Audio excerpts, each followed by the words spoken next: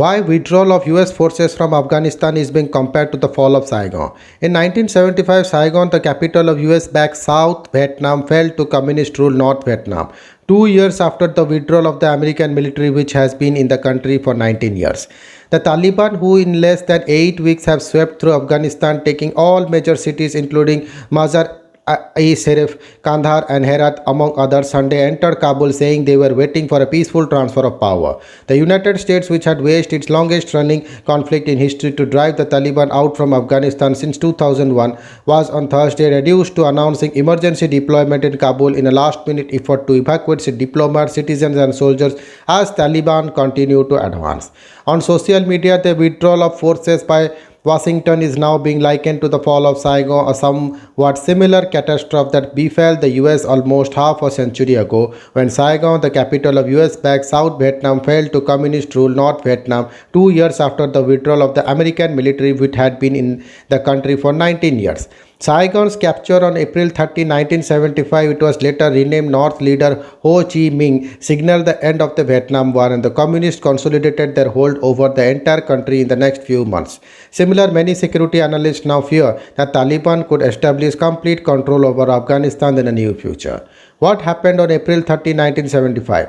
The Vietnam War, the first televised war in the world, was a bloody conflict that left 58,000 Americans and 250,000 Vietnamese dead and ended with the US being thrown out of the Southeast Asian country. The war lasted from 1954 when North Vietnam's legendary General Vo Nguyen Giap defeated French colonial troops at the famous strategic spot Dien Bien Phu until 21 years later when the same military leader vanquished the Americans and their South Vietnamese protagonists at Saigon.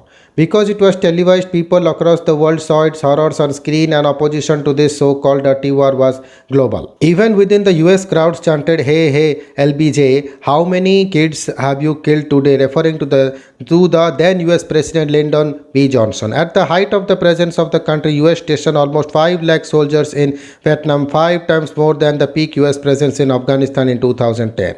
On April 30, 1975, when Saigon fell to the communist, TV and next morning's newspaper showed large groups of American soldiers and civilians on the roof of the US Embassy waiting to be rescued by their country's military helicopters. As each helicopter was overfilled and rose a few feet, dozens clung to its skids and jumped down on the aircraft carrier before the chopper could land.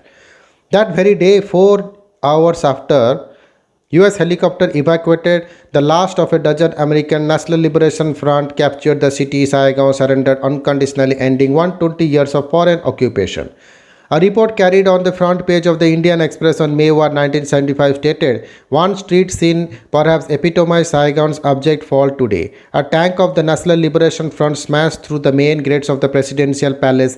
Liberation Front smashed through the main gates of the Presidential Palace, disregarding the attempts of an unarmed South Vietnamese soldier trying to open them first. Minutes later, the flag of the Provincial Revolutionary Government, red and white with the gold star, was waving from the palace." The report also carried a cartoon by the veteran journalist Abu Abraham depicting Vietnam as a butterfly emerging from its cocoon on an olive branch. Reuters Saigon correspondent wrote that the first NLF troop to enter the city center, a jeep load of barefoot teenage guerrillas followed by regular soldiers clad in jungle fatigues and carrying assault rifles and rocket launchers. In Washington, US Secretary of State Henry Kissinger told the media that the US hoped to crystallize a new Asia policy in the wake of fall of Saigon. What position did India take at that time? The then Prime Minister Indira Gandhi congratulated the North on its victory and added that the failure of the US policy was due to propping up unrepresentative governments. The Indian Express reports at that time stated a veiled criticism of the foreign policy attitudes associated with Dr. Henry Kissinger. Indira Gandhi said that the balance of power model certainly did not provide an answer.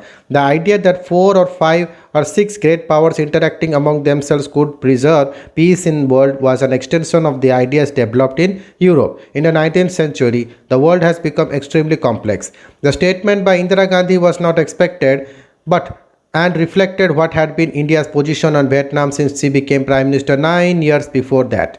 In 1966, when she went on a state visit to the US just 2 months after her accession to the top job in India, Gandhi refused to tell President Lyndon B. Johnson that India shared America's agony over Vietnam. As has been the wish of her top advisor. All she was prepared to say LBJ was India and understands your agony. The late veteran journalist Inder Malhotra wrote for this paper in 2015 column. Thank you.